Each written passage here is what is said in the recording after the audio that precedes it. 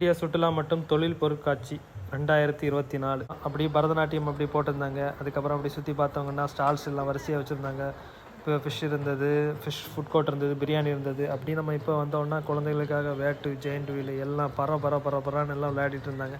ஆனால் என்ன ஒன்று, எல்லாத்துக்கும் வந்து டிக்கெட் போட்டு டிக்கெட்டு கொடுத்தா உள்ளே விடுவாங்க. இப்போ ஃப்ரீயாக கொடுக்க முடியும். செம்ம கூட்டங்க. ஆனால் கூட்டமாக அளவு கடந்து கூட்டமாக வந்துட்டு இருந்து எல்லாமே செமையாக இருந்தது. குழந்தைகளுக்கு தான் நிறைய விளையாட்டு இருந்தது. குடும்பத்தோடு வந்தீங்கன்னா செமையாக நீங்கள் என்ஜாய் பண்ணலாம். இது வந்து 48th இயரு. நீங்கள் 49th இயர் வந்து நீங்கள் குடும்பத்தோடு வரலாம். எப்போவுமே தீவுத்திடலில் தான் போடுவாங்க. அடுத்த தடவையும் தீவுத்திடலில் தான் போடுவாங்க.